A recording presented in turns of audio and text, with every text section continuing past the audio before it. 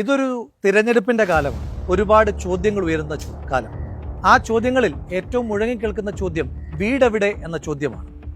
സംസ്ഥാന സർക്കാർ ചോദിക്കുന്നുണ്ട്, മുഖ്യമന്ത്രി ചോദിക്കുന്നുണ്ട്, സൈബർ സ്പേസ് ചോദിക്കുന്നുണ്ട്, ചില മാധ്യമങ്ങളും ചോദിക്കുന്നുണ്ട്. വീടെവിടെ?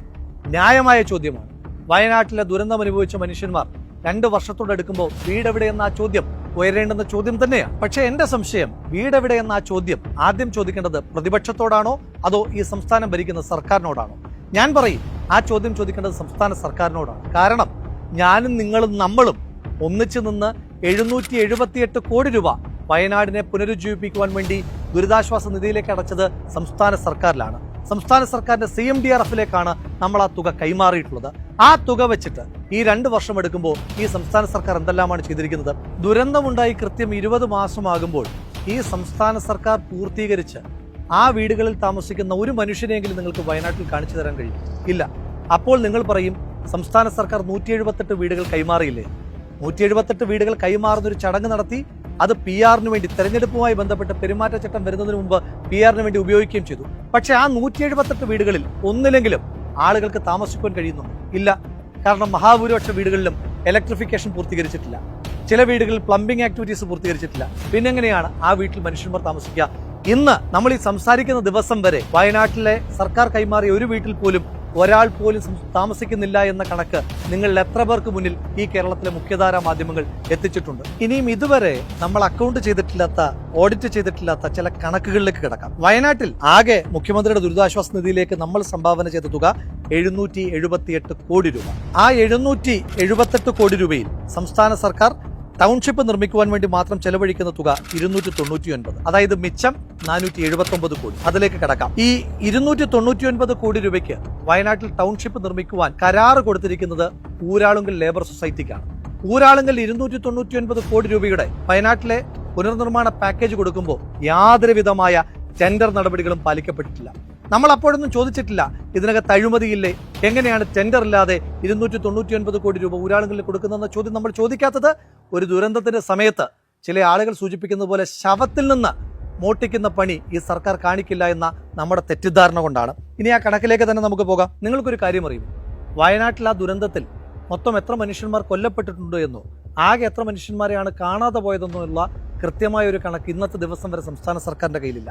സംസ്ഥാന സർക്കാരിന്റെ കണക്കിൽ വയനാട്ടിൽ വീട് നഷ്ടമായ ആകെ ആളുകളുടെ എണ്ണം 487 ആ 487 പേരിൽ 85 ആളുകൾ പറഞ്ഞു, ഞങ്ങൾക്ക് സംസ്ഥാന സർക്കാർ നിർമ്മിക്കുന്ന വീട് വേണ്ട, പകരം അതിനാവശ്യമായിട്ടുള്ള നഷ്ടപരിഹാര തുക നൽകിയാൽ മതി. അപ്പോൾ സംസ്ഥാന സർക്കാർ നിർമ്മിക്കേണ്ട വീട് 402. ഈ 85 കുടുംബങ്ങൾക്ക്, ആ 85 കുടുംബങ്ങൾക്ക് വീട് നിർമ്മിക്കാനായി സംസ്ഥാന സർക്കാർ കൊടുത്തത് 15 ലക്ഷം രൂപയാണ്. അതായത് വയനാട്ടിൽ വീട് നഷ്ടമായ ഒരു മനുഷ്യന് ഒരു വീടിനെ സംസ്ഥാന സർക്കാർ കണക്കാക്കുന്നത് 15 ലക്ഷം രൂപ. അങ്ങനെ നോക്കുമ്പോൾ ഈ സംസ്ഥാന സർക്കാർ ആകെ വയനാട്ടിൽ നിർമ്മിക്കുവാൻ തീരുമാനിച്ചിരിക്കുന്നത് 410 വീടുകളാണ്. ആ 410 ഗുണം 15 ലക്ഷം. അങ്ങനെ നോക്കുമ്പോൾ ഈ 410 വീടുകൾക്ക് ചെലവാകുന്നത് 61 കോടി 50 ലക്ഷം രൂപയാണ്. പോട്ടെ, ഇനി അവിടെ സ്ഥലം നന്നാക്കാനും അതുപോലെ തന്നെ വീടിന്റെ മെച്ചപ്പെട്ട അവസ്ഥയ്ക്കുമൊക്കെ വേണ്ടിയിട്ട് 1000 സ്ക്വയർ ഫീറ്റുള്ള ആ വീടിന് ഒരു 20 ലക്ഷം രൂപ വെച്ച് നമുക്ക് കൂട്ടാം. അപ്പോഴും 82 കോടി രൂപയാണ് അവിടെ വീട് നിർമ്മിക്കുവാനായി ആകെ ചെലവഴിക്കപ്പെടുന്ന തുക. ഇനി ടൗൺഷിപ്പാണ്, റോഡ് വേണം, അംഗനവാടി ഉണ്ടെന്ന് പറയുന്നു, പാർക്ക് ഉണ്ടെന്ന് പറയുന്നു. അതിനെല്ലാം കൂടി ഒരു 10 കോടി കൂടി മാറ്റിവെച്ചാൽ പോട്ടെ, എല്ലാം കൂടെ ചേർന്നൊരു 100 കോടി രൂപ. അതും വിട്ടേക്കൂ, 150 കോടി രൂപ. പക്ഷെ ടൗൺഷിപ്പിന് വേണ്ടി ആകെ മാറ്റിവെച്ചിരിക്കുന്ന തുക 299 കോടിയാണ്.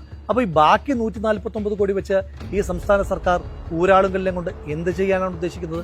അത് വയനാട്ടിൽ എന്തെങ്കിലും നിർമ്മിക്കുവാൻ വേണ്ടിയിട്ടാണോ അതോ CPM-കാർക്ക് വയർ നിറയ്ക്കുവാൻ വേണ്ടിയിട്ടാണോ എന്ന് നിങ്ങൾ തന്നെ പറയേണ്ടുന്ന കണക്കാണ്.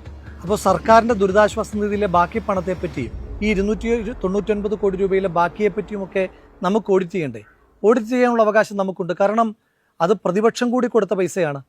കർണാടക സർക്കാർ രാഹുൽ ഗാന്ധിയുടെയും പ്രിയങ്ക ഗാന്ധിയുടെയും KC വേണുഗോപാലിന്റെയും ഒക്കെ സമ്മർദ്ദത്തിന്റെ ഭാഗമായി 20 കോടി രൂപയാണ് സംസ്ഥാന സർക്കാരിന് ഭവന നിർമ്മാണത്തിന് വേണ്ടിയിട്ട് കൊടുത്തിരിക്കുന്നത്. അതുപോലെ തന്നെ കേരളത്തിലെ UDF-ന്റെ MLA-മാർ, പ്രതിപക്ഷ നേതാവ് അടക്കമുള്ള ആളുകൾ, MP-മാർ, അവരെല്ലാവരും വയനാട് ദുരിതാശ്വാസ നിധിയിലേക്ക് പണം കൈമാറിയിട്ടുണ്ട്. അപ്പം നമുക്ക് കൂടി അവകാശപ്പെട്ട ഈ സംസ്ഥാനത്തിന്റെ പൊതുവായ പണം, ആ പണം എങ്ങനെയൊക്കെ ചിലവഴിക്കപ്പെട്ടു എന്നതിനെപ്പറ്റി കൃത്യമായ കണക്ക് നമുക്കറിയണം. ഇനി തിരിച്ച് കോൺഗ്രസിനോട് നിങ്ങൾക്ക് ചോദിക്കാം, പ്രതിപക്ഷത്തോട് നിങ്ങൾക്ക് ചോദിക്കാം, എന്തിനെപ്പറ്റി? കാലതാമസത്തെപ്പറ്റി. ശരിയാണ്, പ്രതിപക്ഷത്തിന് കാലതാമസം ഉണ്ടായിട്ടുണ്ട് ഭവന നിർമ്മാണത്തിൽ. ഒരു കാര്യം നിങ്ങൾ മനസ്സിലാക്കേണ്ടത്, ഈ സംസ്ഥാനത്തെ എല്ലാ ഭൂമിയുടെ മുകളിലും കൂടുതൽ അവകാശമുള്ള സംസ്ഥാന സർക്കാർ, ആ സർക്കാരിന് പോലും 2024 ജൂലൈയിൽ ദുരന്തമുണ്ടായിട്ട് ഭൂമി ഏറ്റെടുപ്പ് പൂർത്തീകരിക്കുവാൻ കഴിഞ്ഞത് 2025 ഏപ്രിൽ മാസം 11-ാം തീയതിയാണ്. ഏതാണ്ട് ഒരു വർഷത്തോടെടുത്തു സംസ്ഥാന സർക്കാരിന്. അതിനേക്കാൾ കുറച്ചുകൂടി സമയം കോൺഗ്രസിനെടുത്തു. കോൺഗ്രസിന് മേപ്പാടിയിൽ കുന്നുംപറ്റയിൽ സ്ഥലം വാങ്ങിയിട്ടുണ്ട്. ഇന്ത്യൻ നാഷണൽ കോൺഗ്രസ് KPCCയുടെ നേതൃത്വത്തിൽ ആപ്പ് വഴി ഏതാണ്ട് 4.5 കോടി രൂപയാണ് സമാഹരിച്ചതെന്നാണ് ഞാൻ മനസ്സിലാക്കുന്നത്. യൂത്ത് കോൺഗ്രസ് ആപ്പ് ഉപയോഗിച്ചിട്ടില്ല. ഓരോ നിയോജകമണ്ഡലം കമ്മിറ്റികൾക്ക് അക്കൗണ്ടിൽ പൈസ നിക്ഷേപിക്കുവാനാണ് ആവശ്യപ്പെട്ടത്. അത് പ്രകാരം സംസ്ഥാന യൂത്ത് കോൺഗ്രസ് കമ്മിറ്റി ഏതാണ്ട് 1,05,00,000 രൂപ KPCC കൈമാറുകയും ചെയ്തു. ഈ പണം കൊണ്ട് എന്ത് ചെയ്തു? ഈ പണം ഉപയോഗിച്ചുകൊണ്ടാണ് വയനാട് മേപ്പാടിയിൽ കുന്നുംപറ്റയിൽ കോൺഗ്രസ് സ്ഥലമേറ്റെടുത്തത്. ആ സ്ഥലത്ത് നിർമ്മാണ പ്രവർത്തനങ്ങൾക്ക് ആവശ്യമായിട്ട് സ്ഥലം വൃത്തിയാക്കുന്ന പ്രവർത്തനങ്ങളുമായിട്ട് ഇപ്പോൾ മുന്നോട്ട് പോവുകയും ചെയ്യുകയാണ്.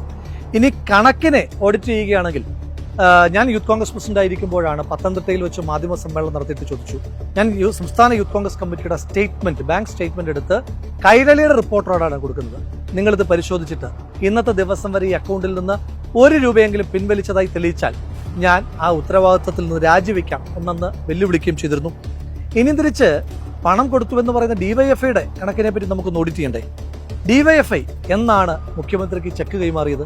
2025 ഏപ്രിൽ മാസമാണ് 20 കോടി രൂപയുടെ ചെക്ക് മുഖ്യമന്ത്രിക്ക് കൈമാറിയത്. അതായത് 2025 ഏപ്രിൽ മാസം DYFIക്ക് 20 കോടി രൂപ അവരുടെ അക്കൗണ്ടിലേക്ക് എത്തി. അതുകൊണ്ടാണല്ലോ സംസ്ഥാനത്തിന്റെ മുഖ്യമന്ത്രിക്ക് ചെക്ക് കൈമാറുവാൻ കഴിയുന്നത്. ഇനി തിരിച്ച് DYFI അക്കൗണ്ടിൽ പണം നിക്ഷേപിക്കുന്നതെന്നാണ് 2026 ജനുവരി മാസം. അതായത് 10 മാസം 20 കോടി രൂപ DYFIയുടെ അക്കൗണ്ടിലുണ്ടായിരുന്നു. ഇനി അതിന്റെ കണക്ക് നമുക്ക് നോക്കാം. 20 കോടി രൂപ നമ്മുടെ നാട്ടിലൊക്കെ ശരാശരിയുള്ള ഒരു പലിശ ഉണ്ടല്ലോ, 7%. 7% വെച്ച് പലിശ നോക്കിയാൽ തന്നെ 20 കോടി 10 മാസം അക്കൗണ്ടിൽ കിടക്കുമ്പോൾ ഏതാണ്ട് 1,16,00,000 രൂപ DYFIക്ക് കിട്ടിയിട്ടുണ്ട്. ആ 1,16,00,000 രൂപ വെച്ച് DYFI എന്താ ചെയ്തത്? അതിനെപ്പറ്റി നമുക്ക് ഓഡിറ്റ് ചെയ്യണ്ടേ? അപ്പോൾ നമുക്ക് ഓഡിറ്റുകൾ വേണം.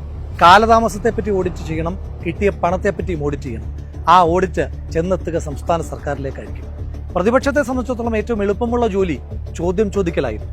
പക്ഷേ UDF പ്രതിപക്ഷമായിരിക്കുമ്പോൾ ചോദ്യം ചോദിക്കുകയല്ല, എന്തുകൊണ്ട് വീട് വൈകി, എന്തുകൊണ്ടാണ് നിങ്ങൾ വീട് നിർമ്മിക്കാത്തത് എന്ന ചോദ്യം ചോദിക്കുന്നതിന് പകരം ഞങ്ങൾ ചെയ്തത്, UDF ചെയ്തത്, ഞങ്ങൾ കൂടി സംസ്ഥാന സർക്കാരിനോടൊപ്പം നിന്ന് വീട് നിർമ്മിക്കാം, വയനാടിനെ പുനരുജ്ജീവിപ്പിക്കാം, ഈ നാടിനെ ചേർത്ത് പിടിക്കാമെന്നാണ്. അങ്ങനെ കൺസ്ട്രക്റ്റീവായിട്ടുള്ള, അങ്ങനെ പ്രൊഡക്റ്റീവായിട്ടുള്ള, പ്രോഗ്രസീവായിട്ടുള്ള ഒരു പ്രതിപക്ഷത്തെ ഇങ്ങനെ ഓഡിറ്റ് ചെയ്തുകൊണ്ടേയിരിക്കുന്ന സമയത്ത് നിങ്ങൾ സംസ്ഥാന സർക്കാരിനോടുള്ള ചോദ്യങ്ങൾ മറന്നു പോകാതിരിക്കുവാൻ പ്രത്യേകം ശ്രദ്ധിക്കണം. വല്ലാതെ ഉത്സാഹം കാണിക്കുന്ന ചില മാധ്യമങ്ങളോട് ചോദിക്കുന്നു, നിങ്ങൾക്കും ഉണ്ടായിരുന്ന കമ്മിറ്റ്മെന്റ്, നിങ്ങളും വയനാട്ടിൽ ടൗൺഷിപ്പുകളെ പറ്റിയിട്ടൊക്കെ പറഞ്ഞിരുന്നു, ആ ടൗൺഷിപ്പുകളുടെ പണി എന്തായി എന്ന് കൂടി നിങ്ങൾ തന്നെ ഒരു ആത്മപരിശോധന നടത്തണ്ടേ? ചോദ്യങ്ങൾ ഉണ്ടാകണം, ഉത്തരങ്ങളും വേണം. പക്ഷെ ചോദ്യങ്ങൾ പണം വാങ്ങി ഏകപക്ഷീയമാകരുത്, സംസ്ഥാന സർക്കാരിന് വേണ്ടിയിട്ടുള്ളതാകരുത്. നമുക്കൊരുമിച്ച് സർക്കാരിനോട് ചോദിക്കാം, ഒപ്പമുള്ള ചോദ്യങ്ങൾ പ്രതിപക്ഷത്തോടും ചോദിക്കാം. ചോദ്യങ്ങൾ ചോദിച്ചു തന്നെ നമുക്ക് ഈ തെരഞ്ഞെടുപ്പിനെ നേരിടാം.